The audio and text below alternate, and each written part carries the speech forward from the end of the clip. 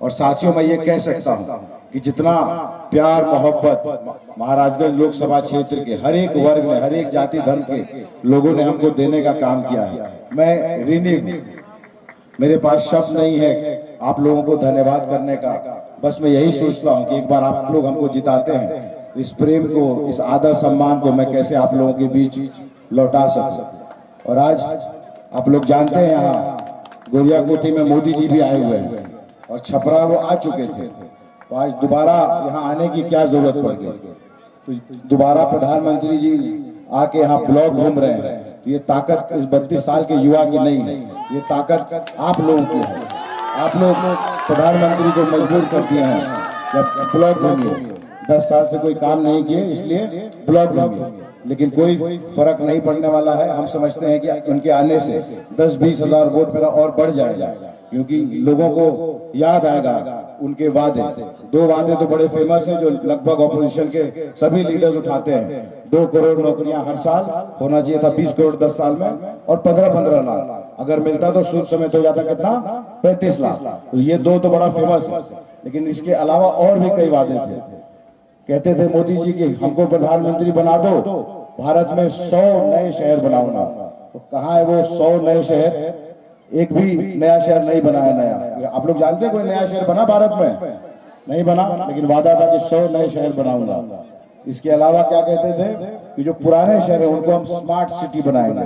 तो इधर से लालू जी कमेंट मारते थे उनके, मोदी जी स्मार्ट सिटी ना चाहिए, हमरा के स्मार्ट गांव चाहिए। तो ना पुरनका सिटी स्मार्ट हुआ और ना ही कोई गांव स्मार्ट हुआ, और 100 जो नया बनना था वो तो नहीं बना। फिर क्या कहते थे कि बुलेट ट्रेन जापान से चलवाएंगे। ये महाराजगंज टू दिल्ली, महाराजगंज टू बॉम्बे, आप लोग कर रहे हैं बुलेट ट्रेन का सवारी?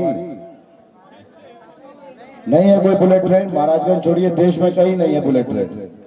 ये वादा भी उनका मोदी जी के जैसा जुमला निकला।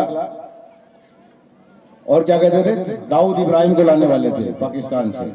तो दाऊद इब्राहिम अभी भी अपने कराची के घर में स्विमिंग पूल में ऐश कर रहा है।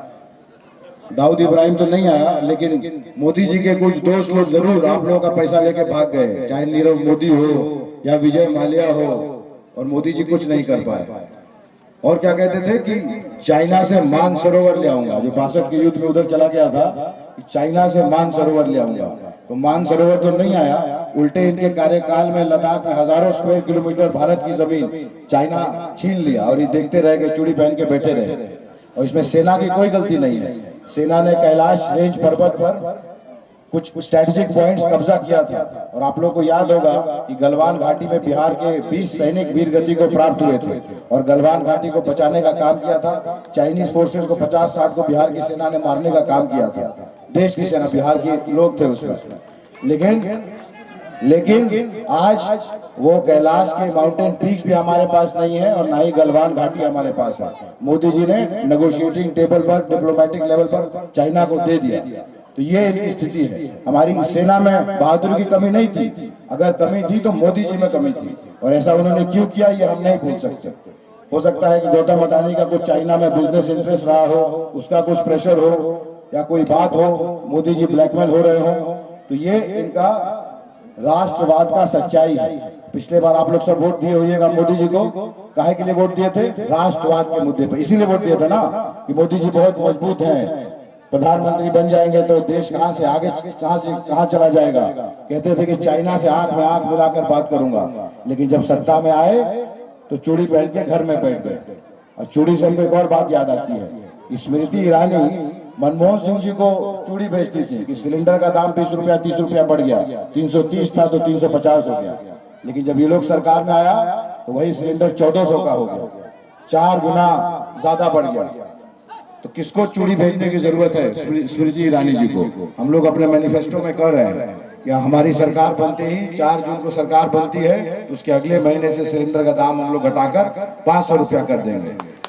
बड़ी चर्चा है गांव गवई में, कुछ लोगों में यूं तो 70-80% लोग हम लोग के साथ हो गए हैं, लेकिन जो 20-25% लोग बचे हैं वो कहते हैं कि मोदी जी 5 किलो अनाज देते हैं। इस अनाज की क्या सच्चाई है?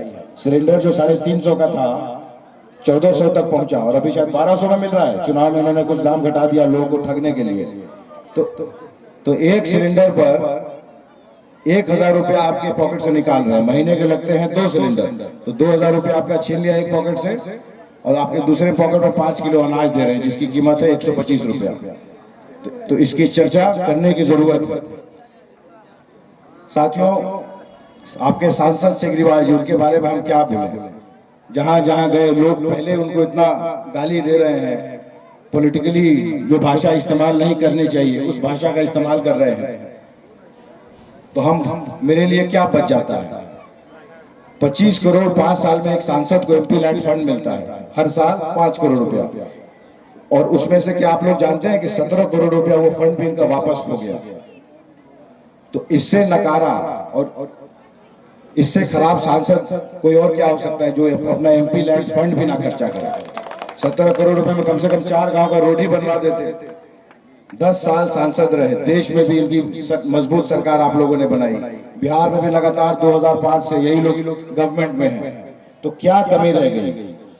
किसी चीज की कमी नहीं थी सिवाय महाराजगंज के लोगों के प्रति प्रेम के, महाराजगंज के प्रति निष्ठा के। किसी चीज की इनके पास कमी नहीं थी। ये आदमी 10 साल अपने 1,000-1,500 जो इनके खास लोग हैं उनके घरों में शादी विवाह अटेंड करना और बर्थडे पार्टी में केक खाना, 10 साल में केक खाते खाते अपने लोगों के बीच में ही बिता दिए और कोई काम नहीं किया। महाराजगंज का मार्केट इतना बड़ा था, अकबर के जमाने से मार्केट है, एक बड़ा ट्रेडिंग सेंटर होता था देश में, और बिहार में भी नाम था अभी तक। 2014-15 तक वहाँ हैंडलूम पावरलूम इंडस्ट्री थी, और इनके रहते हुए सब कुछ बंद हो गया और इन्होंने कोई पहल नहीं की कि उसको हम रोके या फिर से शुरू करने का प्रयास करें। भारी संख्या में यहाँ पर यूं तो युवाओं में स्पोर्ट्स का रुझान सब जगह रहता है, लेकिन यहाँ पर कुछ ज्यादा है।